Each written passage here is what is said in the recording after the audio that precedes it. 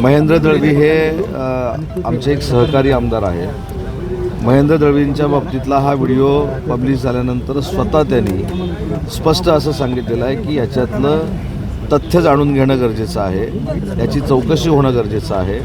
अशा पद्धतीनं एडिट करून किंवा AIच्या माध्यमातून असेल किंवा अन्य माध्यमातून असेल अशा पद्धतीची बदनामी करणं हे योग्य नाही. आणि या चौकशीअंती मी त्याच्यामध्ये आहे हे जर सिद्ध झालं तर मी राजकीय संन्यास घ्यायला तयार आहे, अशा पद्धतीची भूमिका ज्यावेळी आमचा एखादा सहकारी आमदार मांडतो त्यावेळी त्याची चौकशी झाली पाहिजे. नाही तर उद्या आज महेंद्र दळवींच्या बाबतीत झालं आहे, उद्या कोणाच्याही बाबतीमध्ये होऊ शकतं. त्याच्यामुळे ज्या काय आधुनिक सिस्टीम क्रिएट झालेल्या आहेत, AIच्या माध्यमातून असेल, एडिटिंगच्या बाबतीत असेल, आपण त्याला काय म्हणतो व्हिडिओ मॉप करून करण्याच्या बाबतीमधले असतील, त्याची सविस्तर चौकशी व्हावी ही स्वतः भूमिका महेंद्र दळवींनी मांडलेली आहे आणि त्याच्याशी आम्ही सहमत आहोत. परंतु एखाद्याचं करिअर उद्ध्वस्त करण्यासाठी, एखाद्याचं करिअर उद्ध्वस्त करून स्वतःची ब्रेकिंग मिळण्यासाठी अशा पद्धतीचं जर कोण करत असेल तर याची देखील सखोल चौकशी झाली पाहिजे. यामागे आमदारांच्या अशा पद्धतीचे व्हिडिओ का नेहमी समोर येतात? याच्यापूर्वी शिरसाट्यांचा व्हिडिओ आला होता. सध्याच्या व्हिडिओबद्दल आपण बोलू. सध्याच्या व्हिडिओबाबत ज्या पद्धतीनं महेंद्र दळवी स्वतः मीडियासमोर येऊन बोललेले आहेत आणि मीडियासमोर बोलण्याचं धाडस 100% त्यांचं कौतुकास्पद आहे. त्यांनी असं सांगितलं आहे की मी स्वतःहून मागणी करतो मुख्यमंत्र्यांकडे की याची चौकशी झाली पाहिजे, हे कशा पद्धतीनं केलं गेलं ह्याची चौकशी झाली पाहिजे, ह्याच्या मागं कोण आहे त्याची देखील चौकशी झाली पाहिजे आणि जे कोण ह्याच्या मागं असतील खोटं करणारे त्यांच्यावर कारवाई झाली पाहिजे, ही स्वतः महेंद्र दळवींची मागणी आहे.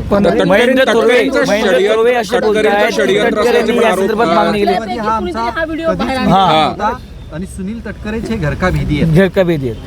महेंद्र थोरवेंनी काय बोलले हे मी ऐकलेलं नाही, परंतु महेंद्र दळवींच्या बाबतीमध्ये मी सांगितलं की महेंद्र दळवींनी स्वतःहून जर सांगितले की याची चौकशी झाली पाहिजे आणि दूध का दूध पाणी का पाणी झालं पाहिजे तर ते केलं पाहिजे.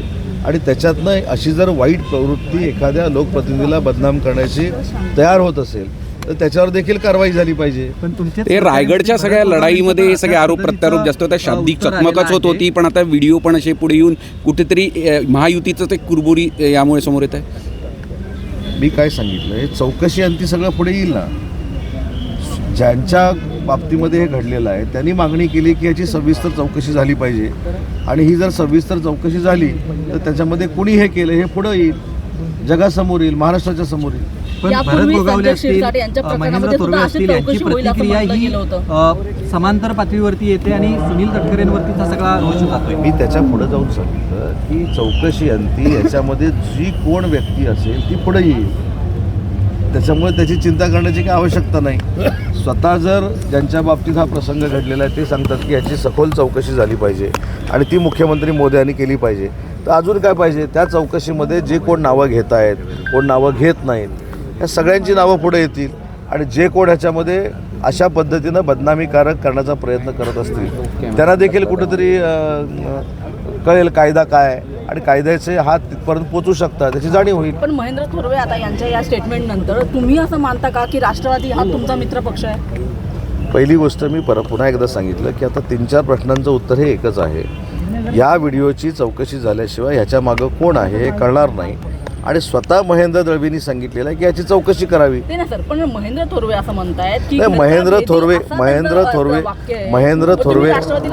महेंद्र थोरवे जे काय बोलले ते मी ऐकलेलं नाही आणि त्यांनी बोललं म्हणून मी बोललं पाहिजे असं काही माझ्यावर बंधन नाही.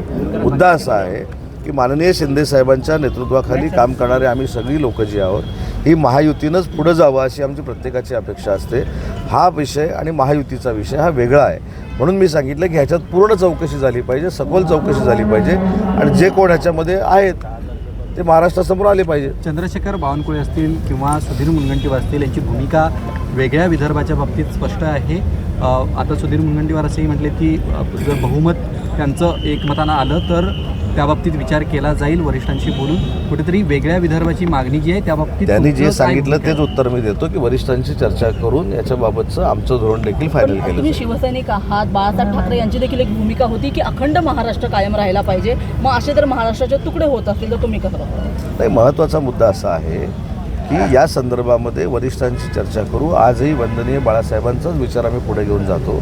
त्याच्यामुळे मुंबईसह विदर्भासह महाराष्ट्र हा अखंड असला पाहिजे हीच भूमिका असणं स्वाभाविक आहे.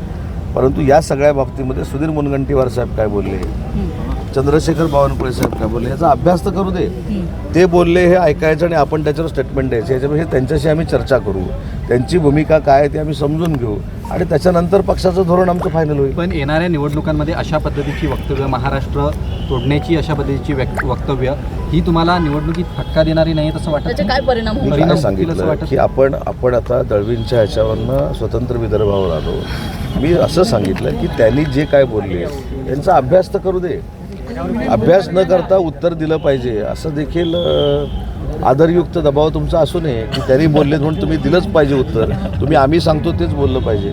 माझं त्याच्यामधलं म्हणणं असं आहे की मी त्यांच्याशी चर्चा करतो. ते का असं बोललेत ते मी ऐकतो, त्यांची माहिती घेतो आणि माहिती घेऊन तुम्हाला सांगतो.